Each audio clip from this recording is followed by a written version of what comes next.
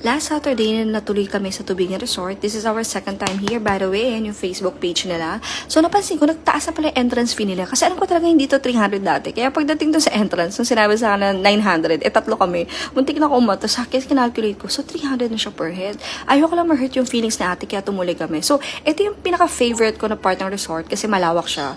Ang downside lang is, ang babaw. Hanggang tuhod lang siya. So para ka lang pambalaw ng pa. Parang gano'n lang yung dating na sa akin. So ito yung ibang part ng resort. So yung iba rito, like this one, meron na yan dati. So, hindi na yan kasama dun sa mga bago na tinutukoy ko. So, bukod din sa unang pool na pinakita ko na malawak, dun sa may part na may dolphin, doon kami mas madalas nag-stay ni Onde. Now, ang kagandahan sa araw na to is, ito yung gusto kong mood kapag nagsaswimming kami, mapa-beach man o pool. Gusto ko yung makulimlim, may paulan-ulan. Kasi hindi ganun kasakit sa balat yung araw.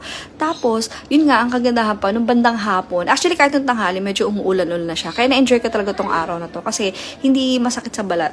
Tapos, since hindi kami prepared, hindi kami nakapagbaon masyado. Lahat ng kinain namin dito, mostly order lang. So, ito pa yung ibang part ng pool. Hindi ako masyado, actually, hindi ako naligo dyan. Tapos, dito kami nagbanlaw. Kasi pala guys, after ng bubble bath, hindi kayo pwedeng dumiretso sa pool agad. Kailangan yung magbanlaw. Kaya habang may nagbabubble bath, pag may umaalis, ayun ang tinutukoy ko, may mga crew na may hawak na cardboard na kailangan mo muna mag-shower. So, yun lang.